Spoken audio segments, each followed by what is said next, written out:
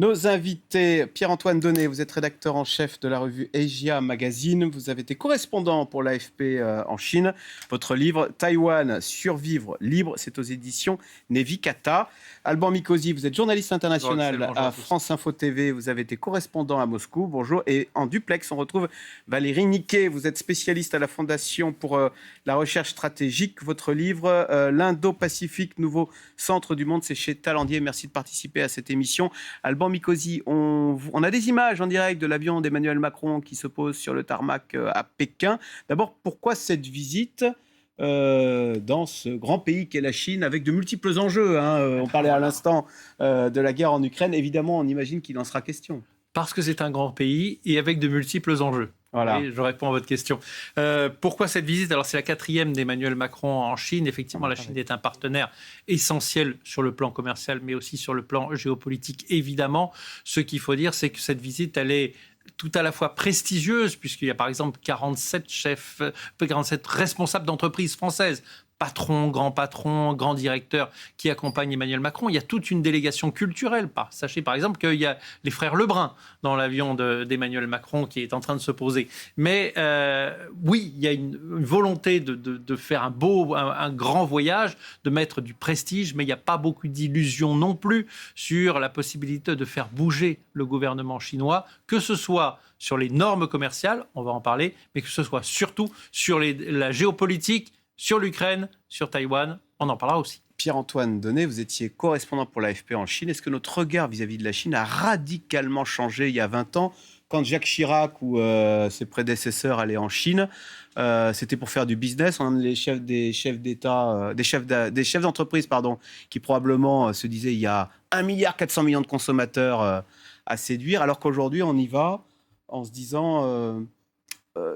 peut-être qu'on pourrait obtenir de la Chine qu'elle bouge sur certaines choses. On y va dans un rapport de force totalement inversé, j'allais dire. Je pense qu'il y a beaucoup moins de naïveté qu'il y avait à l'époque. À l'époque, il y avait une fascination pour cette Chine qui ensuite est parue toute puissante, dont on pensait qu'on pouvait y faire des affaires et la dompter. Ça, je crois que c'est mission absolument impossible aujourd'hui pour quiconque va en Chine. Parce que les rapports de force sont très différents aujourd'hui et que la Chine est en position de force, justement, face à ses partenaires européens et dont Xi Jinping les regarde avec son sourire obligé, mais avec une certaine condescendance. Alors justement, on va parler bien sûr des relations entre Xi Jinping et Vladimir Poutine, notamment Xi Jinping serait-il capable d'imposer ou d'exiger de Vladimir Poutine qu'il stoppe, par exemple, ses menaces nucléaires? Quelles sont les relations entre les deux hommes?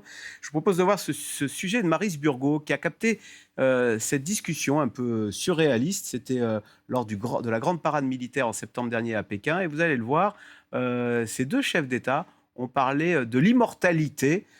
C'est un reportage donc, de Maryse Burgot. C'est une conversation inédite entre deux septuagénaires. Vladimir Poutine, 73 ans, et Xi Jinping, 72 ans. Le leader chinois aborde le sujet de l'immortalité. Autrefois, les gens vivaient rarement jusqu'à 70 ans. Or, aujourd'hui, à cet âge, vous n'êtes qu'un enfant. Réponse du président russe. Avec la biotechnologie, les organes humains peuvent être transplantés en permanence. Les gens peuvent donc rajeunir en vieillissant et devenir immortels. Vladimir Poutine, en quête de vie éternelle, alors que comme nous tous, il vieillit et devient beaucoup moins fringant que sur ces images datant toutes de plusieurs années. L'équitation torse nu, la natation, la pêche, le hockey sur glace, le judo. Les séquences de ce style, c'est désormais terminé. Mais Vladimir Poutine est toujours aussi obsédé par sa santé. La longueur de cette table pendant l'épidémie de Covid est entrée dans la légende. Et si Vladimir Poutine veut rester en forme, c'est aussi parce qu'il compte se maintenir au Kremlin jusqu'en 2036. Il aura 83 ans, d'où son obsession sur la longévité. On a la possibilité d'augmenter la vie des personnes. Et on peut possiblement la porter à 150 ans. Mais ce ne sera jamais assez. C'est comme l'argent. Il sourit, tout comme l'Assemblée, mais il est en fait tout à fait sérieux. Au point d'avoir multiplié par 6 les budgets alloués à la recherche scientifique sur le vieillissement des organes et des cellules.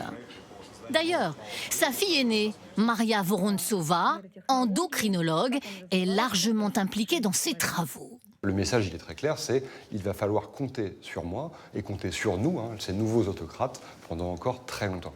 Pour l'instant, aucun résultat spectaculaire dans ces instituts russes de recherche. Reste à Vladimir Poutine la possibilité d'être embaumé, comme le fut Lénine. C'est une autre forme de postérité, mais sans la vie et sans le pouvoir. Alors, Alban Mikosi, on ne connaissait pas cette facette de Vladimir Poutine en quête d'immortalité. C'est central chez lui, la quête de la santé absolue. Je vais vous donner un exemple. Lors du tout début de l'épidémie de Covid, Vladimir Poutine avait disparu au sens premier du terme. Il était dans sa maison de Novograyovo, donc 40 km à l'ouest de Moscou, et il ne sortait pas de chez lui. Il se faisait livrer ses repas à l'entrée et personne ne devait le croiser pour pas qu'il puisse être touché par la maladie. Vladimir Poutine est quelqu'un qui a très peur des virus. On l'a vu avec cette table de 7 mètres de long au Kremlin. En fait, c'est pas seulement pour humilier, en l'occurrence le président français, c'est aussi parce qu'il a peur de la contamination. Il est totalement paranoïaque. Il fait goûter ses repas. Alors vous allez dire, en Russie, il a peut-être raison de faire goûter ses repas. On a souvenir qu'à l'époque de Catherine de Russie, on pouvait mourir d'empoisonnement. Mais ce qui est vrai chez lui, c'est que cette dimension de vie et de pouvoir est très importante. Maryse l'a très très bien raconté. Il veut rester au pouvoir au moins jusqu'en 2036. Pourquoi ? Ça lui permettra de dépasser Staline et d'avoir une année de plus à la tête de la Russie que Staline. Mais en 2036, il peut très bien modifier la Constitution et se représenter. Bon, il aura 84 ans. Bon, 84 ans, s'il est en bonne forme, il est tout à fait capable de demander un nouveau mandat. Pierre-Antoine Donnet, quelles sont les relations, l'état des relations entre Vladimir Poutine et Xi Jinping ? Dans le reportage de Maryse Burgot, on voyait un Xi Jinping central et physiquement, je trouvais même un Vladimir Poutine à côté de lui en train d'essayer d'attirer son attention.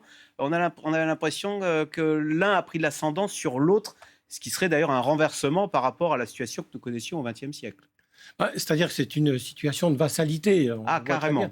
Bien sûr, vous savez, l'économie russe, c'est à peu près l'Espagne en termes Alors, pardon, je vous interromps. Voilà, Emmanuel Macron et Brigitte Macron en train d'arriver sur le tarmac de l'aéroport de Pékin, que vous connaissez, j'imagine, Pierre-Antoine Donnet. Oui, il a changé depuis. La Chine, quand on n'y retourne pas fréquemment, on est surpris combien elle change et elle change vite. Attendez, mais là, c'est le plus grand aéroport du monde. Donc, à l'époque, c'était peut-être un aérodrome de campagne, presque, quand j'y étais dans les années 80. Donc, franchement, la dimension de la Chine a changé du tout au tout. Alors, c'est pas Xi Jinping qui vient de Il est accueilli par Wang Yi, qui est le ministre des Affaires étrangères, et le responsable au sein du Parti communiste chinois des Affaires étrangères aussi. Donc, c'est le numéro 2 du régime. Ce qui est quand même un signe il l'accueille comme une personnalité importante. Tout à fait. Il y a certains égards qui sont présentés là pour, effectivement, le président français.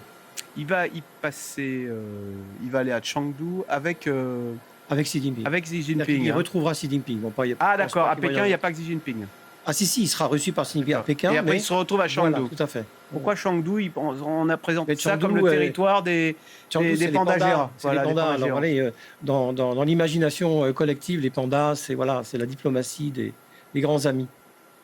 Alors, est-ce que les relations sont bonnes et comment est vue la France en Chine ? Écoutez, il y a toujours là aussi un certain romantisme vis-à-vis de la France dans la conscience collective, mais le poids de la France est négligeable, franchement parlé, pour Xi Jinping. Donc, encore une fois, il y aura beaucoup de sourires, mais on va parler, si vous voulez, tout à l'heure, si on a le temps, de la relation Chine-Russie, qui, elle, par contre, a pris de l'ampleur et est absolument fondamentale. Parlons-en. Alors, donc, vous me disiez, est-ce que c'est à l'occasion de cette guerre que la Russie s'est vassalisée, je reprends votre expression, vis-à-vis de la Chine ? Elle n'avait guère le choix. Parce que d'abord, elle était très isolée sur le plan diplomatique, sur la scène internationale. Donc, évidemment, elle voyait là une alliance de facto très importante pour pouvoir poursuivre la guerre. Et de son côté, Pékin a tout intérêt à ce que la guerre se poursuive le plus longtemps possible, pour de multiples raisons, à la fois géopolitiques, économiques et autres. Donc, le meilleur ami, ils se le disent tous les deux depuis très longtemps, ils se sont rencontrés des dizaines de fois, je dis bien très très souvent. Et donc, l'un et l'autre se connaissent très bien. Le rapport de force est tel aujourd'hui que, effectivement, la Russie a plus que jamais besoin de cette alliance avec la Chine pour continuer la guerre. Parce qu'à vrai dire, le support chinois à l'égard de la Russie est multiforme, y compris sur le plan militaire, où bien entendu on essaye de cacher les choses. Mais on sait que, par exemple, il y a des composants chinois dans un certain nombre d'armes utilisées par les Russes aujourd'hui. La Chine a remplacé l'Occident en matière de composants. Elle fournit des drones aux Russes. Alors, elle fournit des drones. Maintenant, les Russes se fournissent principalement en Iran et ils les produisent eux-mêmes de plus en plus. Oui. Le rôle n'est pas central sur les drones. En revanche, sur les composants électroniques dans les missiles, il est central. Valérie Niquet, vous nous avez rejoint, spécialiste de l'Asie à la Fondation pour la recherche stratégique. Emmanuel Macron est en Chine. Évidemment, il va parler de la guerre en Ukraine qui nous empoisonne.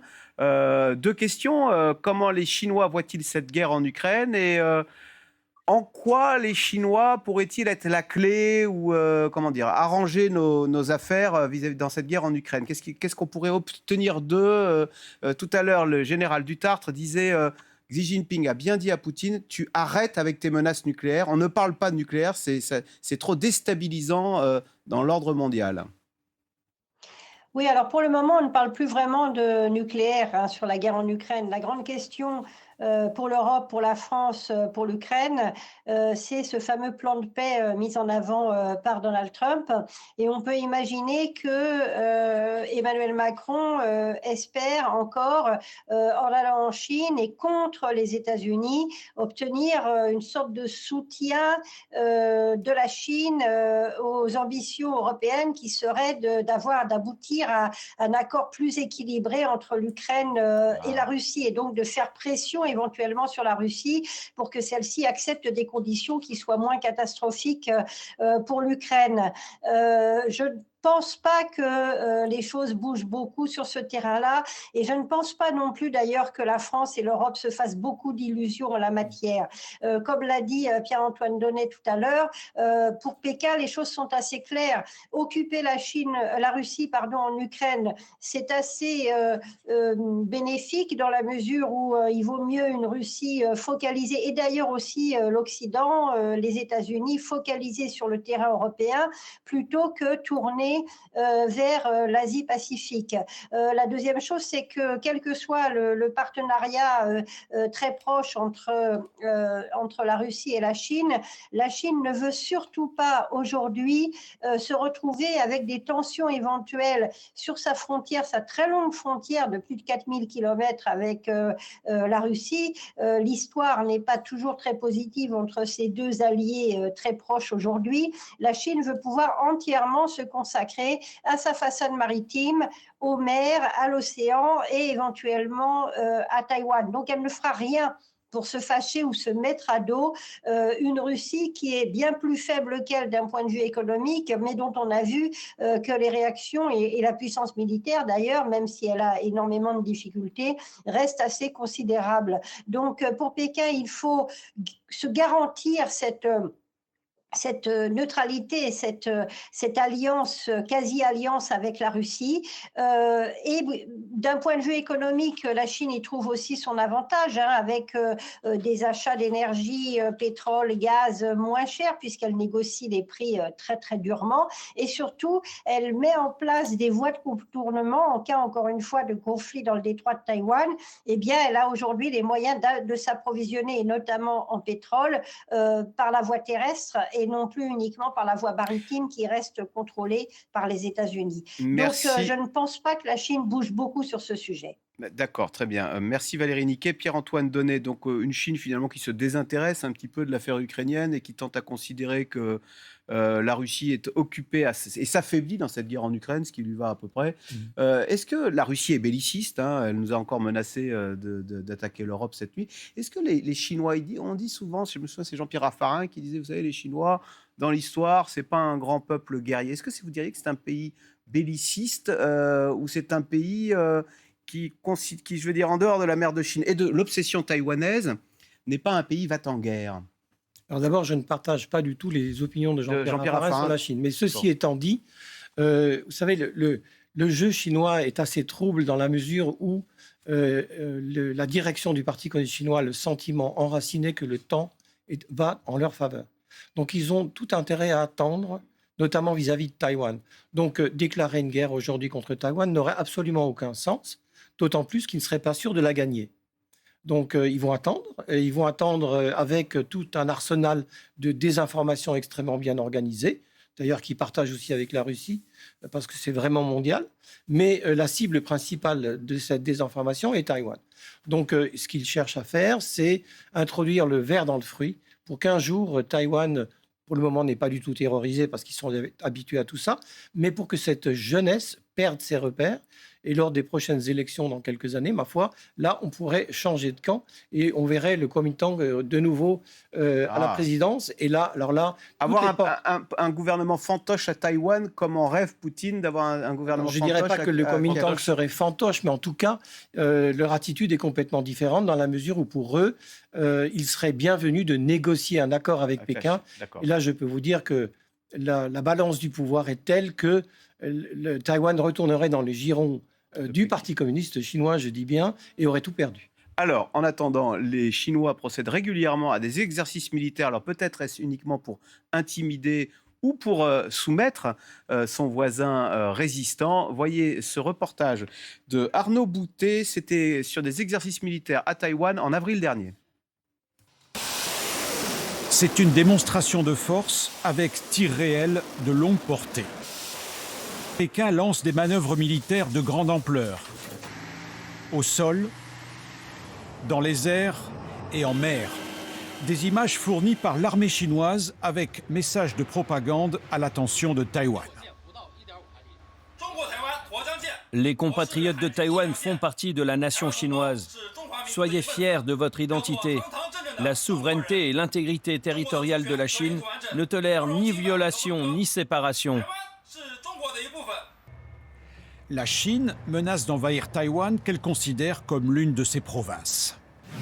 Si elle attaque, elle commencera probablement ici, l'île taïwanaise de Kinmen, à seulement 4 km des côtes chinoises.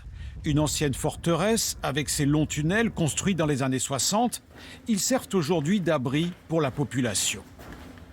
Sur la plage, un mur de haut-parleurs nargue les autorités chinoises, avec cet enregistrement destiné aux voisins du continent. Ici Radio Kinmen, pour vous en Chine continentale.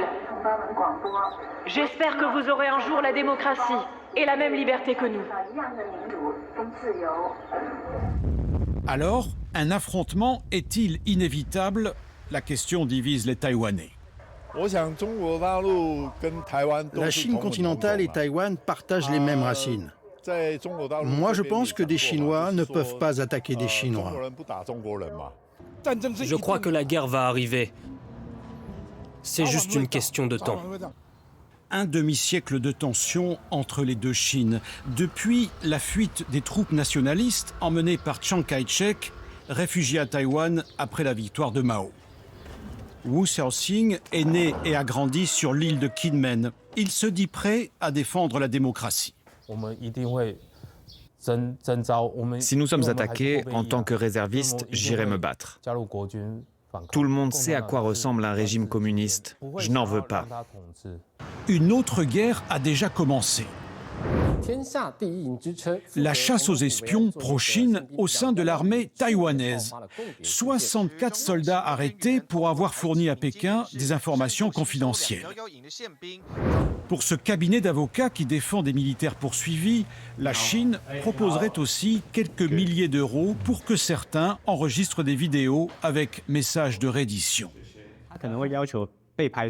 Il leur demande de porter leur uniforme taïwanais, de donner leur nom, leur grade, et de dire face à la caméra « Je me rends au Parti communiste chinois ».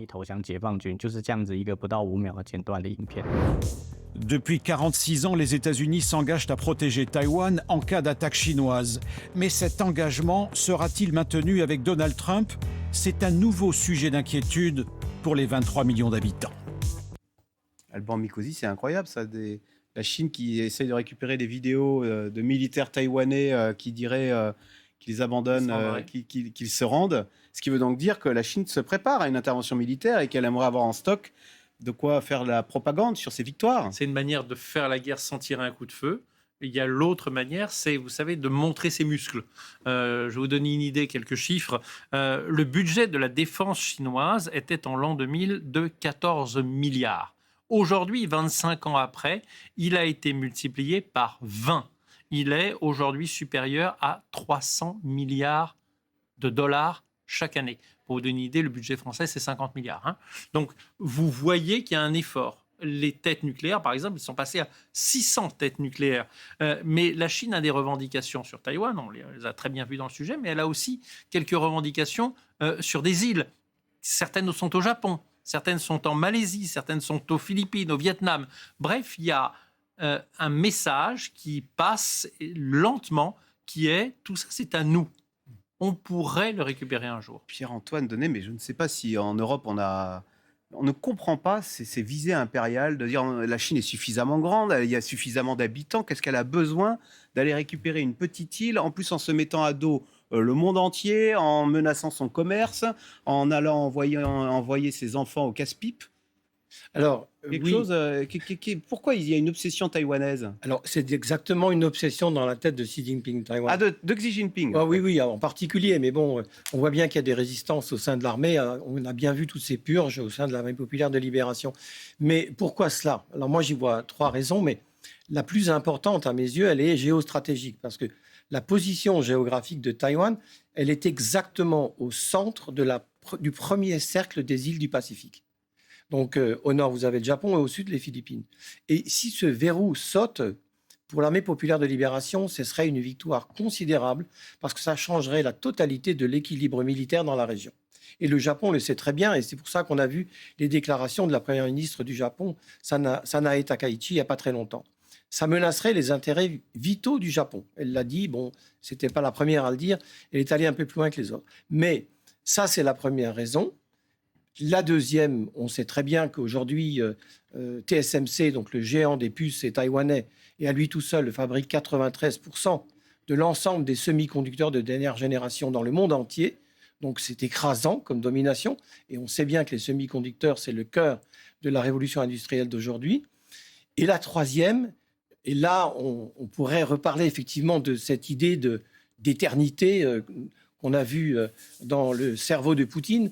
Pour Xi Jinping, c'est aussi devenir la réincarnation de celui qui avait réunifié la Chine il y a plus de 2000 ans, Qin Shi Huangdi, dans la mesure où il apparaîtrait dans l'histoire de la Chine comme le grand réunificateur. Et donc, il aurait là, sur le plan idéologique, une victoire considérable. Et il passerait dans la mémoire collective, comme bien avant Mao Tse-tung et Deng Xiaoping, comme le grand réunificateur de la Chine. Valérie Niquet, on a vu dans le reportage des Taïwanais un peu terrorisés et qui se préparent à une invasion chinoise. Est-ce qu'ils se sentent protégés par les Américains? Le sujet d'Arnaud Boutet, c'était en forme de question. Et comment interpréter la sortie de la première ministre japonaise qui a dit qui s'est enhardie et qui a dit aux Chinois, vous savez, alors je la cite, le déploiement de navires de guerre et le recours à la force pourraient constituer une menace pour la survie du Japon. Elle a lié son sort à celui de Taïwan. Oui, ça n'est pas nouveau. C'est la règle qui existe au Japon depuis 2015, où le Japon peut participer à un effort de défense collective, notamment auprès des États-Unis, s'il y a une menace existentielle dans son environnement proche. Et elle a simplement cité un exemple. Si la Chine se lance dans une opération militaire dans le détroit de Taïwan, évidemment, ça poserait des problèmes existentiels au Japon. Et donc, potentiellement, il pourrait mobiliser ses forces, notamment pour la logistique, avec les États-Unis. Donc, ce qu'elle a dit n'est absolument pas nouveau. Elle a donné un cas simplement précis et la Chine s'en empare. Elle veut faire tomber Takaichi, c'est absolument certain. Mais ce qui est sûr, c'est que tous les pays de la région, que ce soit le Japon ou Taïwan ou d'autres, s'inquiètent sur ce que feraient les États-Unis, puisqu'on a un Donald Trump qui, lui, multiplie les déclarations contradictoires entre un jour défendre, oui, être très proche de ses alliés et le lendemain déclarer, par exemple, que Taïwan lui a volé beaucoup plus que la Chine, que Xi Jinping est son grand ami. Donc, beaucoup d'inquiétudes et d'interrogations dans la région. Bien, alors la Chine est une menace, en tous les cas dans la mer de Chine sur le plan militaire. En Europe, Emmanuel Macron va également aller en Chine pour parler commerce avec des échanges très déséquilibrés. Jour après jour, on voit des secteurs entiers partir en Chine. Alors il y a eu le textile, les baskets qui sont partis en Chine, le textile, puis on a eu tout ce qui est matériel hi-fi. Je rappelle qu'avant, on avait des téléphones portables Alcatel ou Ericsson. Maintenant, ils viennent tous de Chine. C'était il y a une vingtaine d'années. On voit l'automobile qui est en train de partir en Chine et le dernier objet qui est en train de basculer totalement en Chine, ce sont les lunettes. Les opticiens doivent s'inquiéter parce que désormais, on peut commander directement des lunettes sur une plateforme chinoise. Elles sont fabriquées en Chine, livrées par colis postal depuis la Chine, le tout à des prix à défier toute concurrence. Voyez ce sujet de Raphaël Asensio. Des prix jamais vus en France pour des lunettes. Sur ce site, 2,50 € la monture et 7 € seulement, avec des verres adaptés à votre vue. Intrigués, nous avons passé commande. Il suffit de rentrer sa correction en ligne en quelques minutes. Et 3 semaines plus tard, nous recevons ces lunettes à très bas prix. C'est ici, à Danyang, en Chine, que la marque produit ses lunettes. Et le patron est français. Ici, vous êtes dans une chaîne d'automatisation qui fabrique exclusivement des verres progressifs, dernière génération. Son concept, lorsqu'un client commande sur le site, ces lunettes sont fabriquées quasi instantanément, zéro intermédiaire.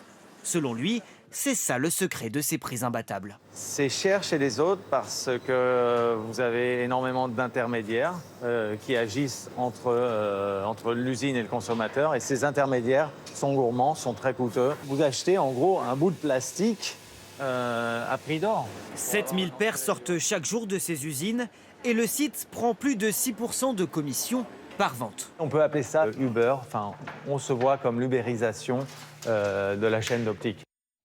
Pierre-Antoine Denet, vous les avez vus monter en gamme, les Chinois. Au début, ils faisaient des t-shirts, on disait que c'était l'atelier du monde, et maintenant, ça devient le laboratoire. En fait, ça devient l'usine du monde, celui qui sait tout faire. Oui, et peut-être bientôt le laboratoire du monde avec l'innovation. Parce que là, on voit très bien qu'à l'époque, ils nous copiaient, mais aujourd'hui, ils inventent. Et donc, ils font progresser dans tout un tas de secteurs. Je voudrais simplement dire qu'on leur a vraiment facilité les choses. Dans la mesure où nos transferts de technologie ont été immenses, dans certains secteurs clés aujourd'hui, dont l'automobile. Mais il n'y a pas que l'automobile, il y a l'aviation civile, il y a les TGV.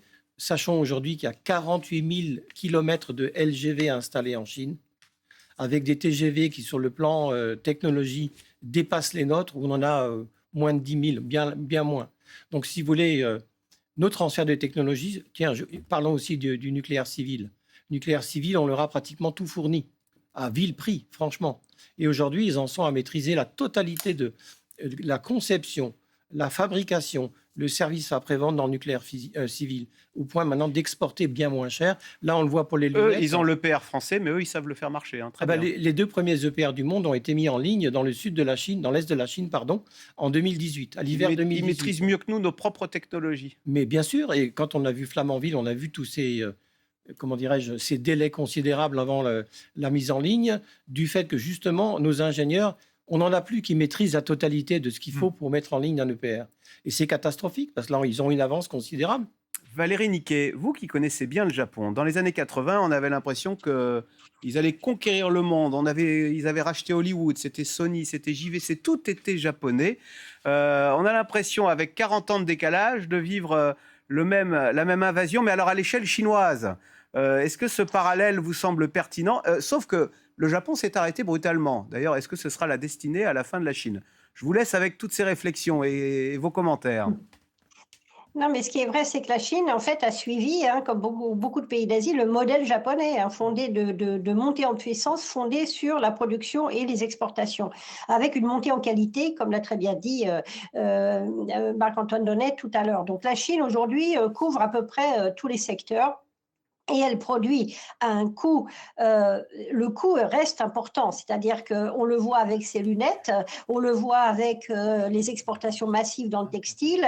La Chine a des milliers de petits ateliers qui produisent à très bas coût et qui permettent d'inonder le monde entier de leur production. Il y a une montée en gamme, mais il y a encore ces productions à très bas coût et avec un niveau technologique qui n'est pas très développé. Et la Chine en a absolument besoin, elle ne peut pas s'en passer. Elle n'a pas réussi à rééquilibrer sa croissance sur son propre marché intérieur, qui n'est pas suffisant. Elle produit pour faire de la croissance, elle surproduit et elle doit exporter. Jusqu'où est-ce que le système fonctionnera? Jusqu'à ce qu'on le laissera faire, effectivement. C'est-à-dire que tant qu'on ne mettra pas des contraintes sur ces importations à très très bon marché et des contraintes à la fois de qualité, mais également en matière de droit du travail, par exemple, eh bien la Chine continuera. Ce n'est pas elle qui va s'arrêter toute seule d'envahir les marchés des pays développés comme ceux de l'Union européenne. Donc là, on est face à une sorte de contradiction. On a un discours et dans la réalité, on laisse les portes grandes ouvertes. Voilà, et on se souvient que c'était Laurent Fabius, je crois, qui avait stoppé les magnétoscopes chinois à Poitiers oui. dans les années 80 en disant stop à l'invasion japonaise. Les magnétoscopes japonais, évidemment. Alban Mikosi, c'est vrai que, comme le disait Valérie Niquet, les Chinois, tant qu'on ne les arrêtera pas, au fond, ils continueront. Et alors, on a l'impression d'une déferlante. On a beaucoup parlé de Chine et on a l'air même bien démunis. Et il y a même le procès de l'Europe en disant mais l'Europe ne semble pas outillée même dans son logiciel pour stopper ce libre-échange qui n'est plus un libre-échange, c'est une invasion à sens unique, on a l'impression. Oui, c'est exactement cela. L'Europe, comme d'habitude, dans la réaction lente, elle doit prendre des mesures. Moi, je me souviens d'Ursula von der Leyen qui avait annoncé lors de son discours à l'Union, le précédent, lors de son premier mandat, qu'on allait voir ce qu'on allait voir et que désormais l'Europe allait se munir d'outils législatifs pour limiter l'arrivée de produits chinois. Bon, il ne s'est rien passé du tout. Au contraire, il y a des secteurs qui sont définitivement abandonnés, comme celui des panneaux solaires. On a produit, on ne sait plus faire, ce sont les Chinois qui font à 100%. Je vais vous donner un exemple qui est pour moi peut-être le plus incroyable. Aujourd'hui, nous sommes 100% dépendants de la Chine au niveau des terres rares. On dit c'est vraiment la Chine qui nous fournit, et vraiment c'est à 100%. Est-ce que vous savez quel pays était en tête de l'exportation des terres rares en 1980 ? C'était la France. C'était la France. Avec La Rochelle, avec etc. notamment Rhône-Poulenc. Eh bien, on a, pour 1000 raisons, abandonné à la Chine cette activité pour des raisons écologiques qu'on peut comprendre, mais pas seulement. On a aussi pour des raisons... Du coût de production. Pour des affaires de coûts de production. Et aujourd'hui, eh bien, on est dépendant à 100% pour une activité où on était leader. On a organisé sciemment cette délocalisation en disant ils vont nous fabriquer les objets pour pas cher, mais nous, on continuera de les inventer. Et en fait, on s'est totalement trompé. C'est le péché d'arrogance des Européens, ça. Oh, je pense, oui, si vous voulez, il y a une énorme dystopie avec cette arrogance également française, il faut bien le dire, vis-à-vis de l'Asie qu'on ne comprend pas très bien, alors qu'eux, en face, nous comprennent très bien depuis très longtemps. Si vous voulez, il y a un déficit et un déséquilibre total, ce qui fait que leur politique, elle est mûrement réfléchie, elle est mûrement mise en place, et puis après, ils ont toutes les commandes pour poursuivre. Alors, on en est aujourd'hui où d'autres secteurs sont en train de basculer côté chinois pour tout ce qui est médical, par exemple, tout ce qui est les nouvelles molécules. Avant, ils se partageaient un peu avec l'Inde, la production, par exemple, du paracétamol. Aujourd'hui, c'est pratiquement tout en Chine. Donc, si vous voulez, peu à peu, on abandonne toutes nos positions. Et je ne sais plus qui, dans l'Union soviétique de l'époque, disait, de toute manière, les capitalistes sont comme ça, ils vont nous donner la corde pour les pendre. Ils vont nous vendre. Et après, voilà, c'est ça. Et donc, on en est là. Et alors, maintenant, si vous voulez, juste pour revenir brièvement à... Poutine et Trump et Xi Jinping, je pense qu'au final, bien sûr, le marché européen est l'un des plus grands du monde, sinon le plus grand du monde. Donc ils ne peuvent pas s'en passer. Ils ne peuvent pas s'en passer. Donc il y aura certaines concessions. On va donner la face à Macron pour qu'il rentre content en souriant. Mais derrière tout ça, on se demande si dans la tête du président américain d'aujourd'hui, il n'y a pas cette vision de se partager le monde avec la Chine. Ce serait donc un G2 plutôt qu'un G7. Valérie Niquet, vous disiez tout à l'heure, la Chine a besoin d'exporter pour que son économie fonctionne. Donc la Chine est vraiment dans on appelle ça le mercantilisme, hein. On exporte. Mais ça cache quoi, ça, en interne ? Est-ce que ça cache des problèmes de l'économie chinoise qui serait incapable de développer une demande intérieure ? Et pardonnez-moi, mais la demande intérieure, consommer, c'est quand même... c'est un peu ce qui fait le sel de la vie. C'est un peu comme ça qu'on mesure le bien-être d'une société. On voit bien que pourquoi est-ce que la Chine exporte massivement chez nous du bon marché, c'est parce qu'on veut aussi offrir à nos propres populations la possibilité de consommer, qu'elles n'auraient pas si c'était trop cher. La Chine, c'est très compliqué, on ne va pas revenir trop longtemps là-dessus, mais c'est le problème du rééquilibrage de sa croissance entre une économie qui est maintenant la deuxième dans le monde, mais un revenu annuel moyen qui tourne autour de $1000 par an. Donc la Chine est globalement riche, mais individuellement, les Chinois restent, oui. Donc nous, on est à 40 000 $ par an. Ne réalisent pas. Il y a tellement de... Oui, voilà. Et les classes moyennes, c'est à peu près au niveau de la Bulgarie, par exemple. Donc, il y a effectivement énormément de milliardaires, plus que partout au monde, en Chine, des millionnaires également, mais une très grande inégalité et un manque de moyens pour la population, une économie qui a ralenti. Elle est officiellement autour de 5%, certainement en dessous. Tout est pour le parti, tout est pour l'État, pour les grandes entreprises d'État. Donc, la répartition se fait mal. C'est pour ça que les Chinois ne consomment pas, et remettre ça en question, ce serait en fait remettre en question le monopole du parti et de ses membres sur toute une série de secteurs, et ça, Xi Jinping n'en veut pas. Donc c'est la raison pour laquelle la consommation en Chine ne se développe pas, et que la Chine a absolument besoin à la fois de poursuivre sa croissance, mais donc de trouver des nouveaux marchés. Parce que, et vous nous l'aviez expliqué, hein, il y a une espèce de pacte tacite, c'est vous acceptez le peu de liberté qu'offre la Chine, mais en échange, il y a une amélioration du niveau de vie. Et si ce pacte est rompu, alors le gouvernement, voilà. Le Parti communiste chinois... Et il n'est pas aussi solide qu'auparavant. Aurait des raisons de s'inquiéter. Merci beaucoup de nous avoir éclairé sur les enjeux de ce voyage d'Emmanuel Macron en Chine. Vous restez sur France Info, à suivre Flore Maréchal, et à 11h, il sera question notamment d'éducation sexuelle à l'école. Quant à nous, on se retrouve demain pour une nouvelle émission sur France Info. L'info, c'est clair. Bonne journée et à demain.